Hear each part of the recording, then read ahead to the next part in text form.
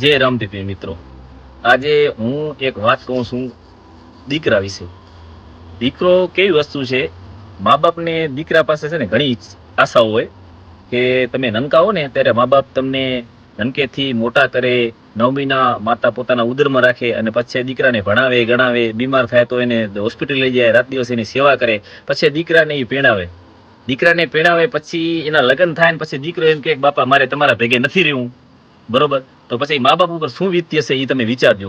એટલે ક્યારે પણ તમે હે ને કોઈની વાતામાં આવી અને ક્યારે પણ તમે મા બાપથી અલગ થવાની વાત જવા દો. કેમ કે તમે આજ તમારા મા બાપથી અલગ થશો, પછી કાલ સવારે તમારા છોકરા થશે, બરોબર?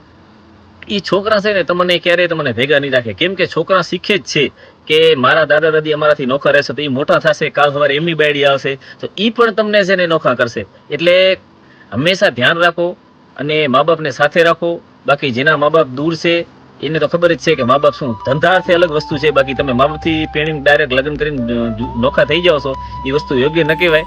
અને સમજો થોડાક એમને પણ તમને મોટા કર્યા છે એટલે થોડીક એમની પણ આશા હોય તમારી પાસેથી, એટલે નોખા ન થયો. બંને ત્યાં સુધી મા બાપને સાથે રાખો. કેમ કે વડીલ ઘરમાં હશે ને તો તમારા છોકરાને સંસ્કાર પણ સારા આવશે અને તમે પણ સારી રીતે જીવી શકશો. બાકી બાપ તમે બધા સમજદાર હશો. જય રામદેવી.